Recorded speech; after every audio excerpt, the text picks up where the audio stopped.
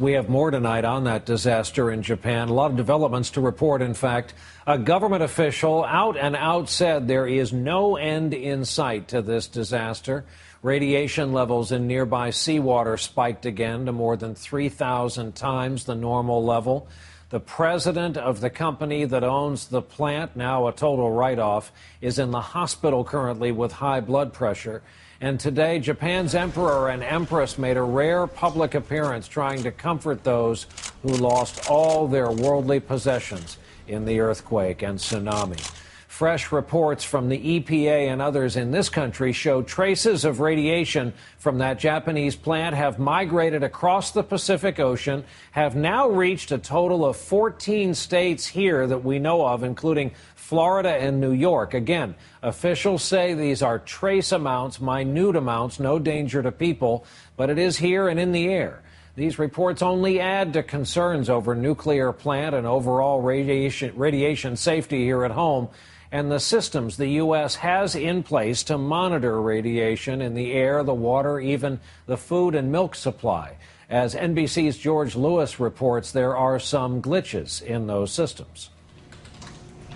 The Japanese nuclear disaster has this EPA lab in Alabama on high alert, monitoring the air, the water, and samples of milk for any signs of radiation.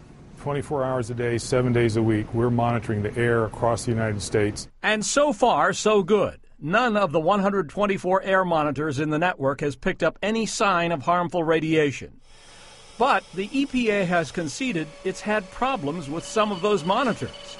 On the West Coast, only half of them were fully functioning as the Fukushima plant in Japan began emitting radiation. 3 monitors were out of service, and others had to be double-checked for potentially faulty data.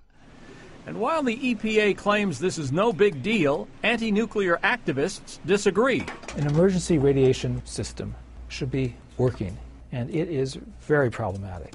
The EPA system is largely non-functional during this period. Then there's the question of what happens if there's a disaster at a U.S. nuclear plant. 2 in California, Diablo Canyon and San Onofre, are built near earthquake faults. Many of these commuters on Interstate 5 are among the almost 7.5 million Californians living within a 50-mile radius of the San Onofre plant. Nuclear power critics say because of that, radiation monitoring networks need to be properly running at all times.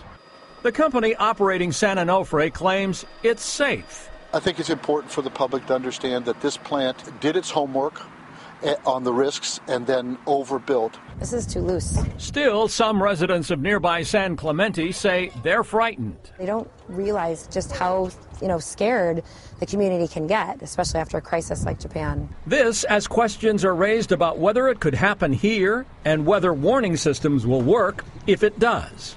George Lewis, NBC News, San Onofre, California.